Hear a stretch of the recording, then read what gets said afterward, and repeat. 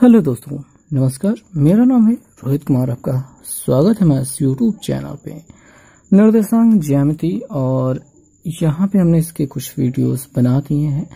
थोड़ा सा time gap लिया हमने बीच बीच में करके, लेकिन बनाया। अभी लास्ट वीडियो अपलोड किया है निर्देशांक ज्यामिति में, जहाँ पे अपने त्रिभुज के क्षेत्रफल से संबंधित सूत्र देख लिए थे। मैंने रिकैप किया था। बाकी वगैरह वगैरह चीजें पीडीएफ का लिंक डिस्क्रिप्शन में है, वहां से जाके मेरे मैथमेटिक्स वाले में।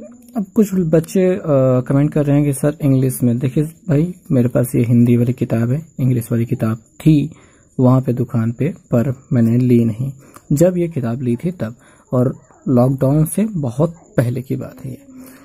और अभी दुकानों पे जाना, आवाजाही मेरी खत्म हो चुकी है, कहीं भी बाहर जा नहीं रहा तो इंग्लिश वाले लाने का। देखिए, वैसे भी इंग्लिश वाले लेने का कोई फायदा नहीं, क्योंकि मुझे पढ़ते नहीं बन रहा है, और मैं आपको पीडीएफ दे पाना ऐसा हो भी नहीं सकता। मैं नहीं देने वाला, बिकॉज यहाँ पे कोई भी इनकम सोर्स आ नहीं रहा है। मैं जबरदस्ती की चीजें नहीं खर्चा कर चाहता इस लॉकडाउन के समय में भी। देखिए, ये देखिए, बिजली का भी ये हाल है कि लाइट धीमी तेज हो रही है। तो बात इतनी सी रहती है कि बहुत गरीब आदमी हूँ भाई, बहुत गरीब हूँ। देखिए, नौटंकी थी मेरी थोड़ी सी बस। तो जो है रियलिटी है, मैंने आपको बता दिया। तो अभी मेरे पास जो कुछ है वही मैं दे पाऊंगा, और जो नहीं है उसके तो मैं बस ख्वाब दे सकता हूँ कि कभी 100 के सब्सक्राइबर, 1 लाख सब्सक्राइबर तक पहुंचूंगा, कुछ पैसे आएंगे। ये सब ख्वाब है। ख्वाब को हकीकत होने में भी बहुत समय लगेगा, और यहाँ पे वाट लगी पड़ी है। तो पैसे भी खत्म होने वाले इस लॉकडाउन में।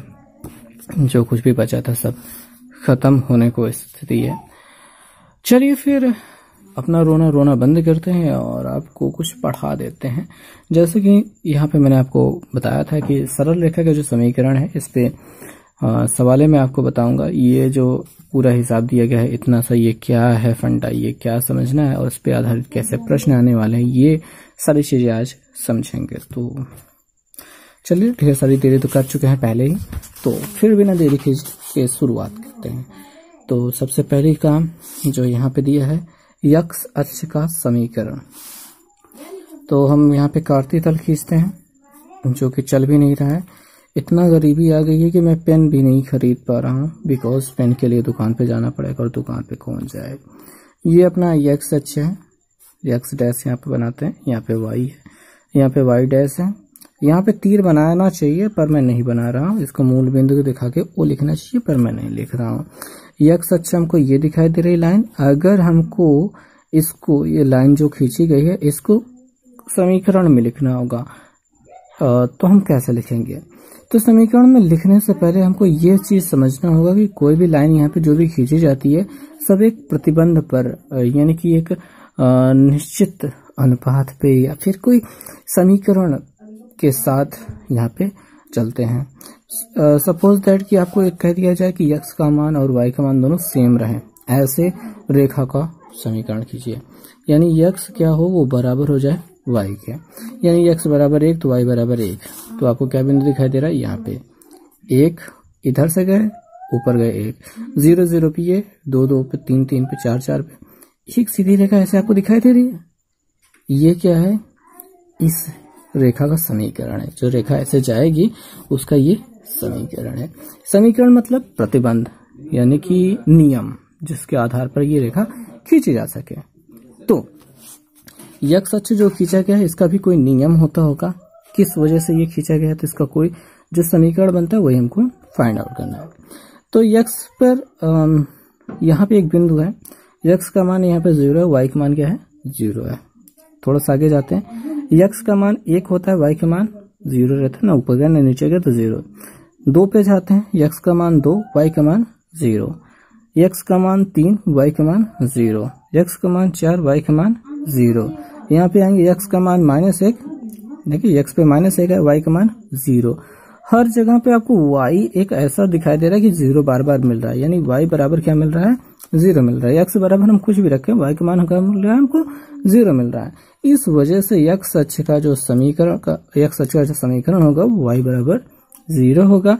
ठीक इसी से रिलेटेड अपना y अक्ष का समीकरण है। y अक्ष पे अगर आप हर जगह ढूंढेंगे तो आपको x बराबर 0 मिलेगा। तो x अक्ष और y अक्ष का समीकरण आपको मिल गया। किसी भी बिंदु का यहाँ पे समीकरण नहीं दिया जाता है, बिंदु के निर्देशांक होते हैं। कहेंगे कि मूल बिंदु का फिर समीकरण बताइए, नहीं, मूल बिंदु के निर्देशांक होते हैं।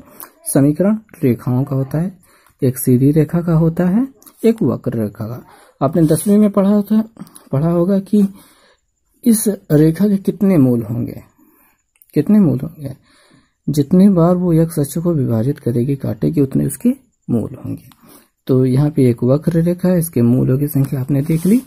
यहाँ पे आपने x अक्ष और y अक्ष के समीकरणों को देख लिया।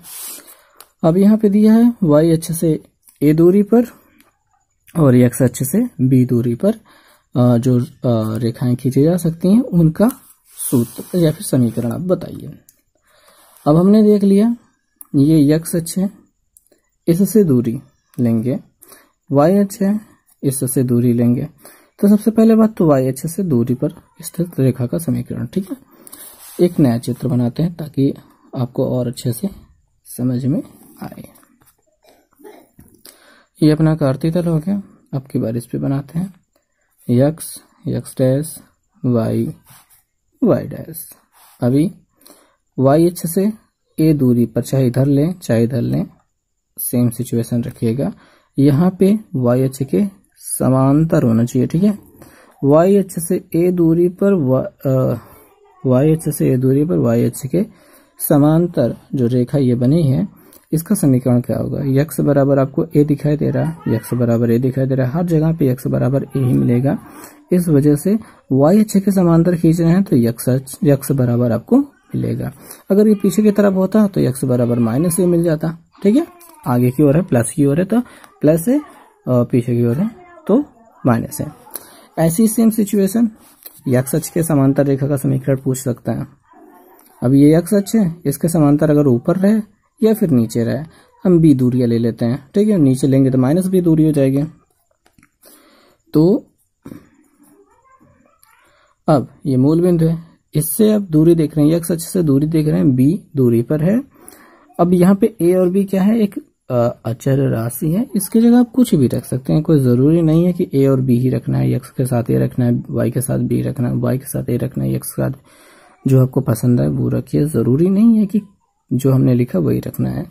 बस याद रहे कि अगर x अक्ष के समांतर होना है तो y बराबर क्या मिलना चाहिए?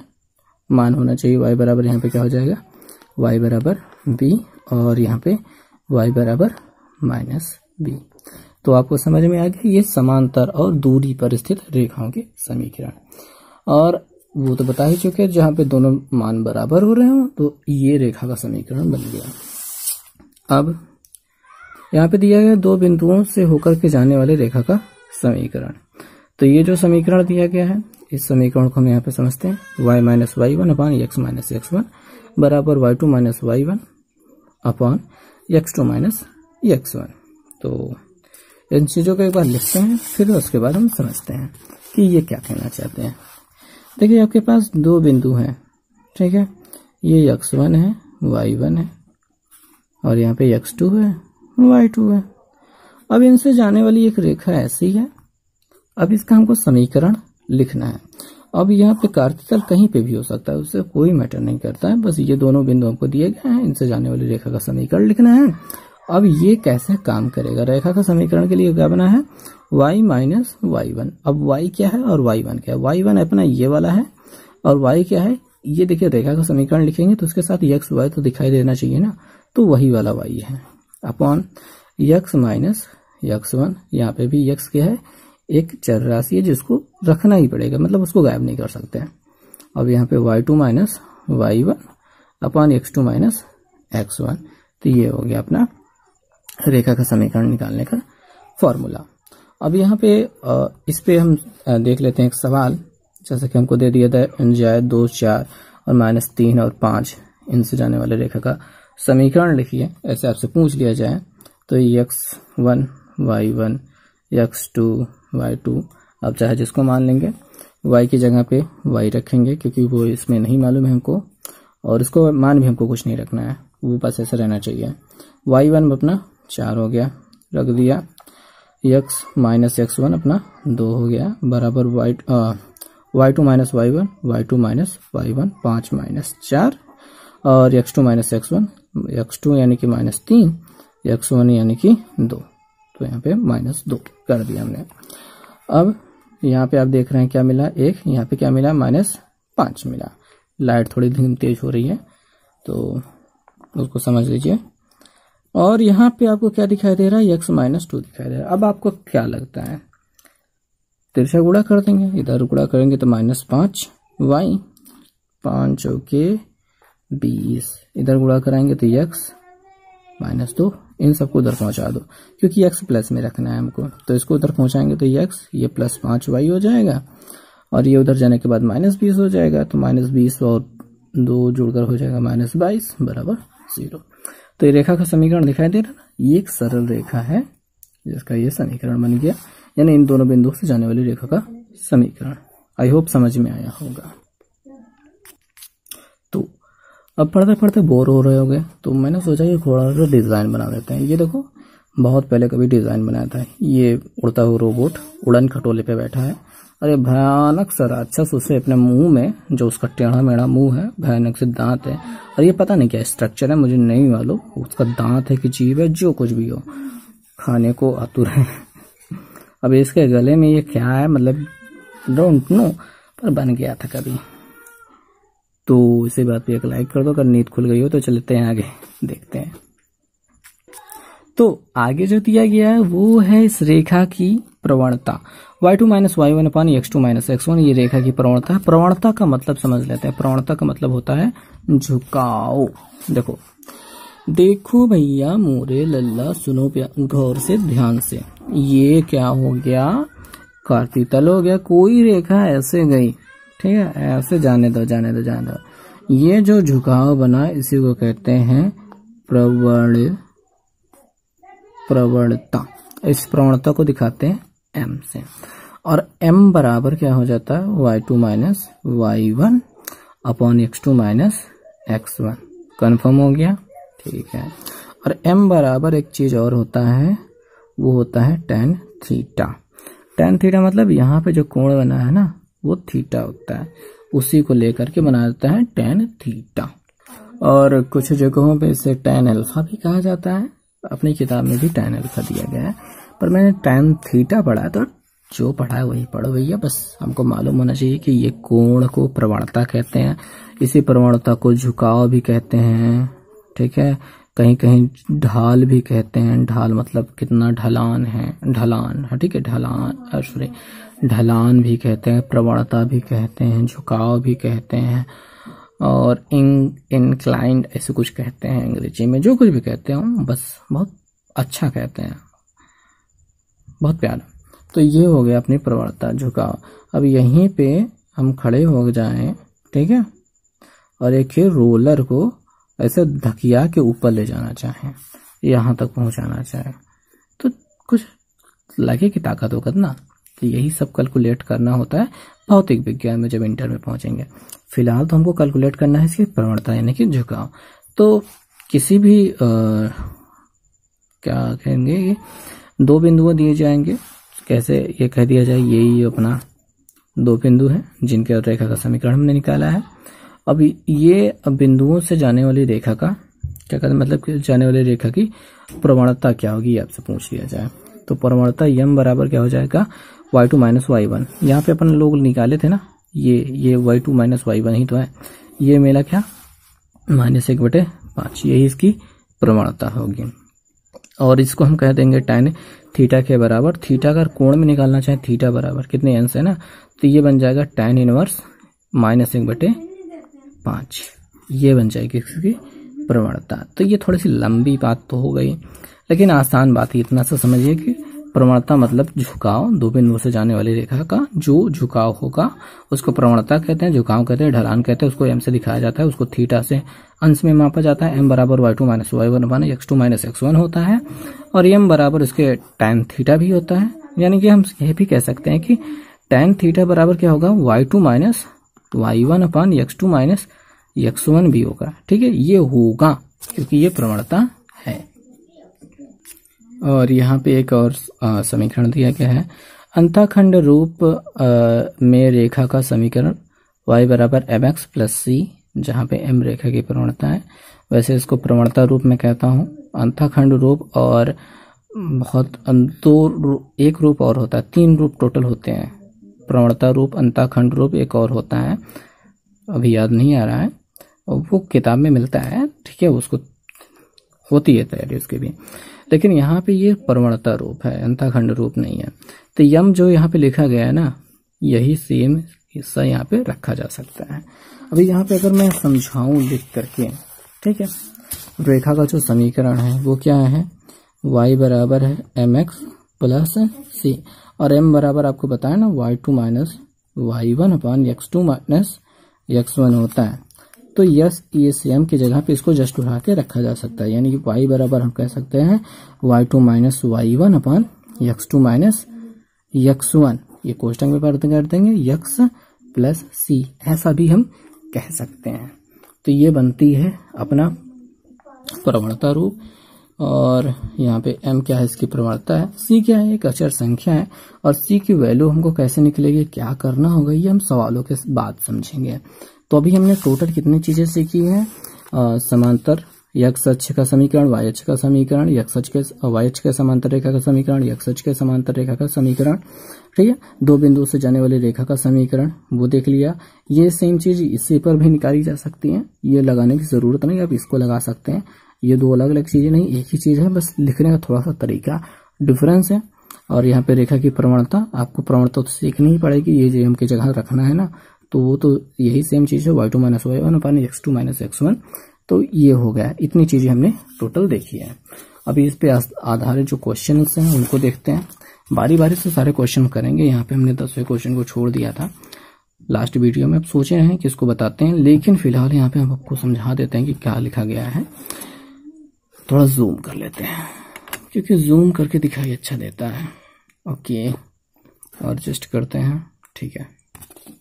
नाउ नेक्स्ट रेखाएं हैं 7x माइनस 2y प्लस 10 बराबर 0, 7x प्लस 2y माइनस 10 बराबर 0, y प्लस 2 बराबर 0 द्वारा बने त्रिभुज का क्षेत्रफल ज्ञात कीजिए। तो अभी ये जो सवाल है ये थोड़ी सी बहुत ज्यादा लंबी है, चलिए इसको हल ही करते हैं आज, कैसे ही करके हल करते हैं। जूम आउट करते हैं, बैक टू ग्राउंड चलते हैं। तो दोस्तों ये जो सवाल थी 10 नंबर, इसके हमने 3 समीकरणों को बड़ी बारी से उतार लिया है। झूला झूला बंद करो भाई, ठीक है। ये 2 ये 3 है। अभी हमें करना ये है कि हमको 2 समीकरणों को लेना है और इनसे x y का वैल्यू फाइंड आउट करना है। हम पहले इन दोनों को लेते हैं, अगर इन दोनों को जोड़ दिया जाए तो ये दोनों साथ साथ 14x हो जाएंगे, और ये खत्म हो जाएगा, ये खत्म हो जाएगा, बराबर 0 बचेगा, यानी x बराबर 14 से जब भाग करेंगे तो 0 मिलेगा। और जब इसका मान हम इन दोनों में किसी में भी एक रखते हैं, इसमें रख देते हैं या फिर इसमें रख देते हैं, जब 0 हो जाएगा यहाँ पे रखेंगे, 0 हो जाएगा, 10 उधर जाएगा, प्लस 10 हो जाएगा, यानी 2y बराबर क्या हो जाएगा 10, 2 से काटने पर 5, यानी y बराबर क्या मिलेगा 5। यानी हमको एक बिंदु मिला है 0,5। इतना समझ में आया, ठीक है। इन दोनों समीकरणों को हल किया तो एक बिंदु मिला। अब इन दोनों को हल करते हैं। यहाँ पे हल करने के लिए क्या रखा है, हमको क्या करना है, यहाँ से पहले y का मान निकाल लेंगे। y का मान क्या मिलेगा, y बराबर हमको -2 मिल जाएगा, और -2 यहाँ पे जब रख देंगे, -2 यहाँ पे रख देंगे, -2 दूनी 4 हो जाएगा, और -4 और -10 हो जाएगा -14। अब देखेंगे, ध्यान से देखेंगे, समझेंगे बात को, ठीक है। हमने इन दोनों की बात की है, यहाँ से हमने y का मान निकाल लिया, बड़े प्यार से मिल गया है। यहाँ से y का मान हम रख दिए हैं, 7x ऐसे रहेगा, यहाँ पे रखेंगे, 2 दूनी 4, -4 बनेगा, -10 बराबर 0, 10 4 14, उधर जाएगा +14, 7x बराबर +14 बन रहा है, 7 दूनी 14, x बराबर क्या आपको दिखाई दे रहा है, 2 दिखाई दे रहा है, यानी बिंदु क्या बन रहा है, बिंदु बन रहा है x बराबर 2, -2, ये आपको बिंदु मिल गया, बस एग्जैक्टली। अब नेक्स्ट काम हम इन दोनों के साथ करेंगे, ठीक है। तो यहाँ से तो आपको y बराबर वही मिलेगा, -2 ही मिलेगा, इसमें कुछ अलग नहीं होने वाला है। अब यहाँ पे रखते हैं x y बराबर क्या रखा, -2 रखा, तो यहाँ पे -2 रखने पे क्या हो गया, -2 हो जाएगा, माइनस +4, 10 4 14, 14 उधर जाने के बाद -14, यानी हमको 7x, ठीक है, 7x बराबर मिल रहा है -14, 7 दूनी या 14, x बराबर -2, तो हमको मिल गया -2 और -2, ये एक दूसरा बिंदु, 3 टोटल बिंदु मिल गए हैं। और हम यहाँ पे बिंदुओं को एक बार ध्यान से देख लेते हैं, ये दिखाई दे रहा है, ये दिखाई दे रहा है, ये दिखाई दे रहा है। इन तीनों बिंदुओं से जाने वाले मतलब बनने वाले त्रिभुज का क्षेत्रफल हमको निकालने के लिए, त्रिभुज का क्षेत्रफल हमको निकालने के लिए ये वाला सूत्र लगाना होगा, क्योंकि अब इसके अलावा कुछ नहीं बचा हमारे पास, ठीक है। x2 y3 minus y1 plus x3 y1 minus y2, तो बात समझ में आ गई। तो पहले दो रेखाओं को हल करके बारी बारी से अलग अलग जोड़े ले करके हमने 3 बिंदुओं को निकाला, ताकि हम इस बिंदुओं को इस त्रिभुज के क्षेत्रफल वाले सूत्र में रख सकें, और इनको रखने के बाद जो हमको मिलेगा वो हमारा उत्तर होगा। आई होप अंडरस्टैंड, समझ में आया होगा। और इस पे आप रख लेंगे, स्वयं खुद रखिए और इसका उत्तर प्राप्त कीजिए। और आगे चलते हैं कुछ और सवालों के पास, जो सवालें हैं अच्छी। अब बिंदुओं, इन दोनों बिंदुओं से होकर के जाने वाली रेखा की प्रवणता ज्ञात कीजिए। प्रवणता ज्ञात करने के लिए m बराबर y2 माइनस y1 अपन x2 माइनस x1 बताया, बड़े आराम से हम निकाल सकते हैं। y2 minus y1 -3 minus minus minus plus 3 0 हो जाएगा, 0 बटे आपको 2 मिलेगा, 0 बटे 2 बराबर 0, सी वाला विकल्प मुझे बानी आ जाएगा, बड़े प्यार से आएगा, बड़े आराम से आएगा। और नहीं आए ना तो ये भाई साहब है ना, इनसे पूछ लेना, ये बता देंगे। आगे बात करते हैं, बिंदुओं इन दोनों की से जाने वाली रेखा की प्रवणता दी गई, x का मान निकालना है, वही सूत्र पे रख देना है, उल्टा करके आ जाएगा। अब इस सवाल को देखते हैं, यहाँ पे बिंदु A बिंदु B दिया है, जाने वाली रेखा का झुकाव क्या है 135 अंश है, x का मान हमको ज्ञात करना है।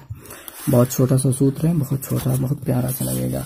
मैंने आपको बताया, मैंने आपको क्या बताया, बताया कि tan थीटा बराबर बन जाएगा x2 minus y2 minus y upon x2 minus x1, ये बनेगा आपका प्रवणता। tan 135 रखते हैं, tan 135, और y2 क्या है, y2 यहाँ पे किसी को भी मान सकते हैं, कहाँ पे है, ये रहा 5 माइनस 3, देखिए 5 माइनस y1 क्या है, ये माइनस माइनस प्लस 3 हो जाएगा, रखते हैं x2 2 x1 1, ठीक है, 2 माइनस x रखते हैं, सॉरी हाँ माइनस ही तो रहेगा, ठीक है।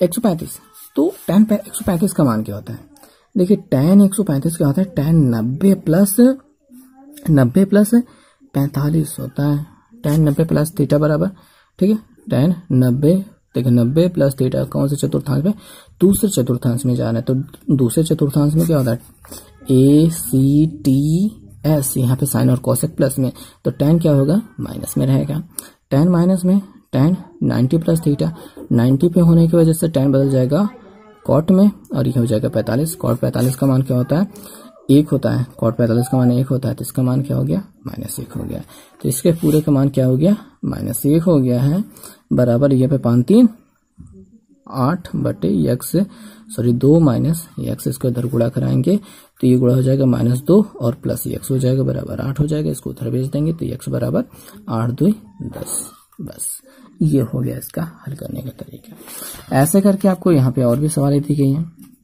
अभी बिंदु तत्व से होकर के जाने वाली रेखा का समीकरण आपको तरीका बताया मैंने, आराम से आप कर सकते हैं। और बिंदु 3 5 से गुजरने वाली x अच्छे से 135 अंश का कोण बनाने वाली रेखा का समीकरण, तो यहाँ पे मैंने आपको बताया, देखिए इन बिंदुओं से जाने वाली रेखा का समीकरण नहीं बताया शायद, तो चलिए आज देख ही लेते हैं। यहाँ पे इससे गुजरने वाली x अच्छे से 135 अंश का कोण बनाने वाली बिंदु है कितना,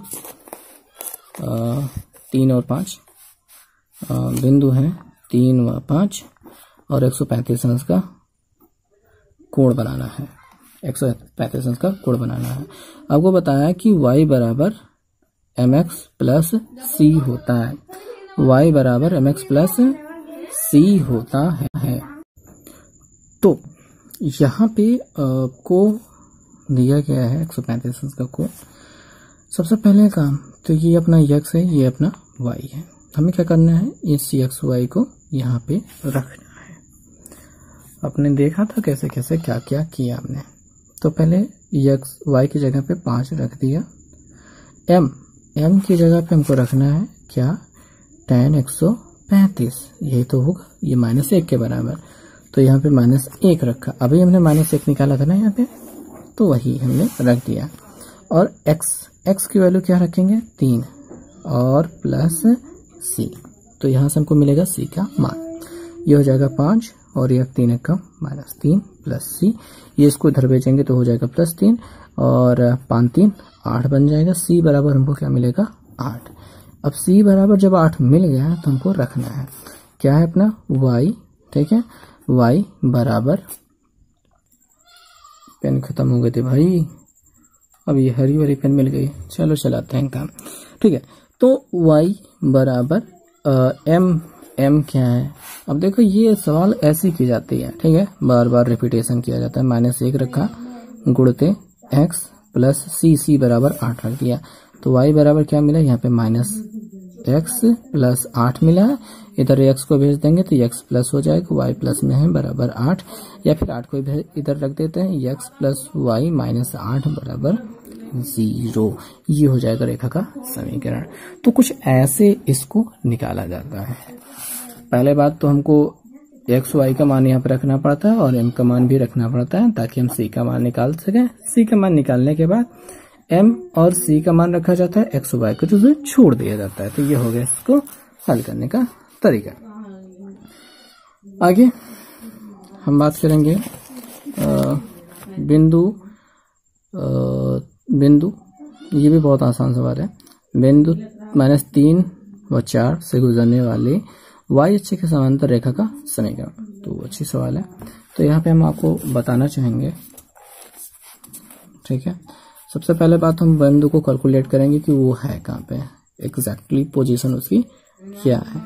ये कल्पना के बेस्ड पर रहेगा सब कुछ, ठीक है। तो यहाँ पे बिंदु अपने पास क्या है, -3, x पे -3 यहाँ पे जाएंगे, y पे 4 यानी ऊपर जाएंगे, यहाँ पे -3, 4 हमको मिलेगा। y अक्ष के समांतर, y अक्ष ये है, अब इसके समांतर कुछ ऐसे जाएगी लाइन, ठीक है। अब x पे कितना आया था, -3 आया था, -3 हर जगह पे है। तो इस रेखा का समीकरण क्या बनेगा, x बराबर -3, ठीक है। इसको इधर लाएंगे तो x प्लस 3 बराबर आपको 0 मिल जाएगा। ये हो जाएगा रेखा का समीकरण। तो समझ में आया, ऐसे ही करना है आपको। तो बिंदुओं को यहाँ पे आप ऐसे चित्र बना के करेंगे तो थोड़ा सा लंबा बढ़ जाएगा। अब थोड़ा सा शॉर्टकट तरीका, आपको कह रहा है x अक्ष के समांतर रेखा का समीकरण।